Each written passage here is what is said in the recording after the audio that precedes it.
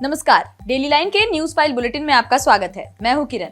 इस बुलेटिन में हम आपको बताएंगे कि 45वें चेस ओलंपियाड में भारत ने कितने पदक अपने नाम किए हैं और बताएंगे कि दिल्ली की नई मुख्यमंत्री आतिशी मारलेना पूर्व मुख्यमंत्री की कुर्सी पर क्यों नहीं बैठी।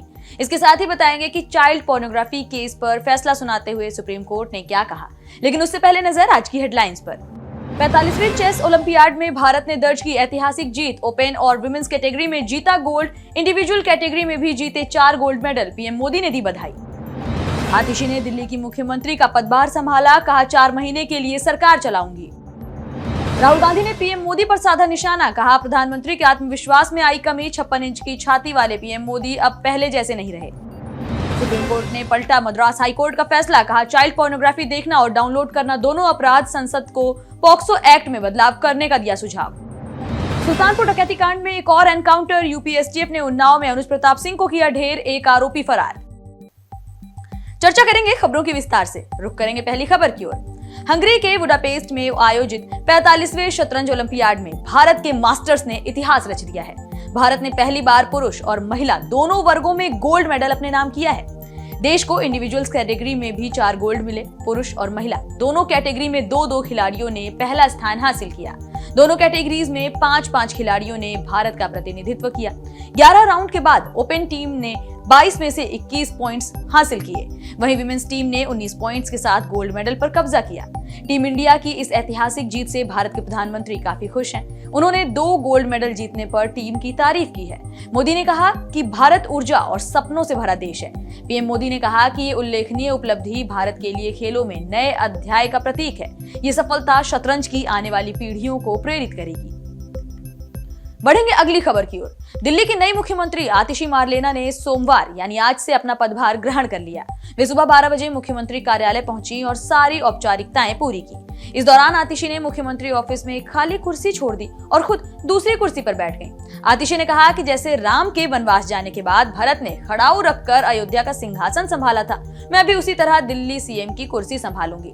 4 महीने बाद दिल्ली के लोग केजरीवाल को फिर से इसी कुर्सी पर बैठाएंगे। तब तक ये कुर्सी इसी कमरे में रहेगी और केजरीवाल जी का इंतजार करेगी। इस पर दिल्ली बीजेपी जिला अध्यक्ष वीरेंद्र सचदेवा ने कहा कि इस हरकत से आतिशी ने दिल्ली के मुख्यमंत्री पद की गरिमा के साथ ही दिल्ली की जनता की भावनाओं को ठेस पहुंचाई है। ये कोई आदर्श नहीं, सीधी भाषा में ये चापलूसी है।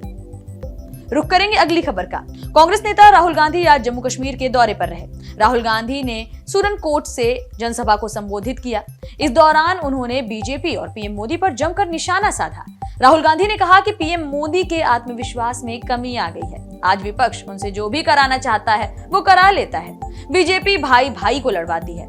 राहुल ने आगे कहा कि 56 इंच की छाती वाले नरेंद्र मोदी जो पहले थे अब वैसे नहीं रहे। लोकसभा में उनके सामने खड़ा होता हूं, मुझे साफ नजर आता है कि उनका आत्मविश्वास खत्म हो गया है। वे कानून लाते हैं, इस पर हम उनके सामने खड़े हो जाते हैं। वे कानून पास नहीं कर पाते। आपको बता दें कि जम्मू कश्मीर विधानसभा चुनाव के दूसरे चरण के प्रचार अभियान आज खत्म हो रहे हैं। 25 सितंबर को यहां 26 सीटों के लिए वोटिंग होनी है।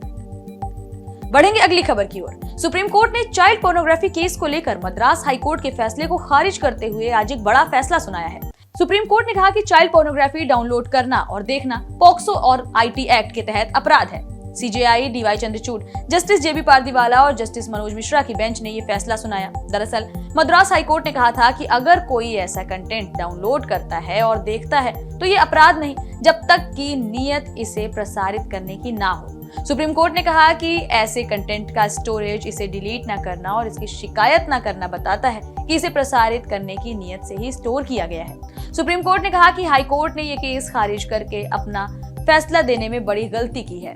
हम उसका फैसला रद्द करते हैं और इस केस को वापस सेशन कोर्ट भेजते हैं। इसके साथ ही कोर्ट ने संसद को सुझाव दिया कि वे पॉक्सो एक्ट में बदलाव करें और इसके बाद चाइल्ड पोर्नोग्राफी शब्द की जगह child sexually abusive and exploitative material यानी CSEAM का इस्तेमाल किया जाए। इसके लिए अध्यादेश भी लाया जा सकता है।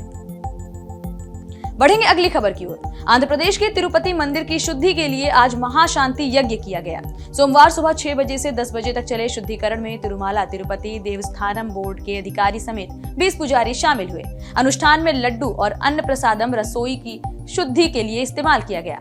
आंध्र के सीएम चंद्रबाबू नायडू की पार्टी टीडीपी ने 18 सितंबर को आरोप लगाया था कि राज्य में वाईएसआरसीपी सरकार में तिरुपति मंदिर में मिलने वाले प्रसादम में जानवरों की चर्बी वाला घी और फिश ऑयल मिलाया गया। इसके अगले दिन टीडीपी ने एक लैब रिपोर्ट दिखाकर अपने आरोपों की पुष्टि का दावा भी किया।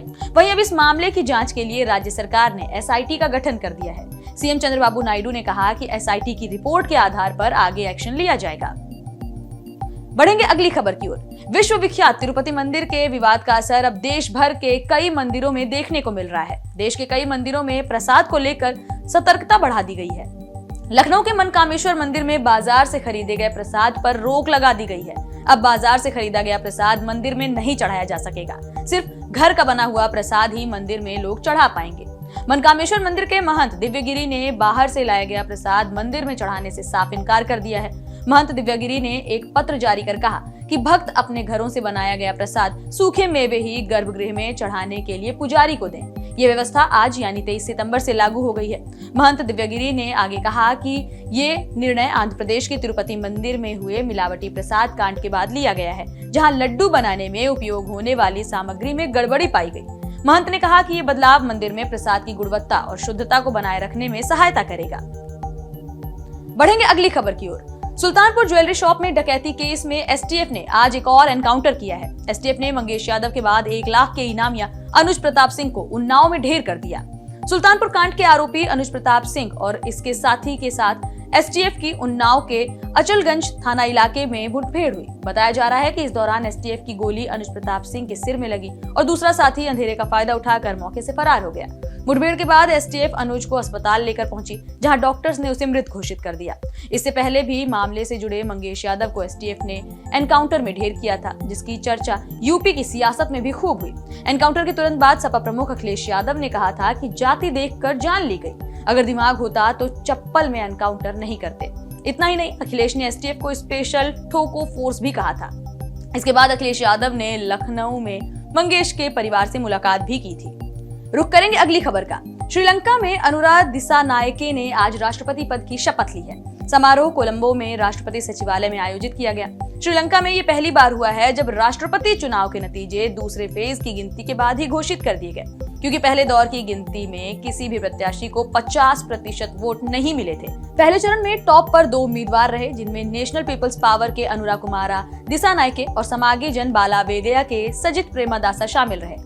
इन दोनों को मिली हुई वोटों की गिनती जब दूसरी बार की गई तो इसमें अनुराग कुमारा दिसानायके को जीत हासिल हुई।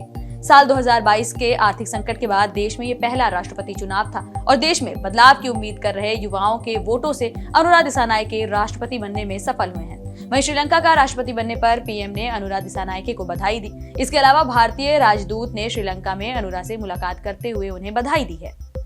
फिलहाल इस बुलेटिन में इतना ही। देश और दुनिया से जुड़ी तमाम खबरों से अपडेटेड रहने के लिए बने रहिए डेली लाइन के साथ।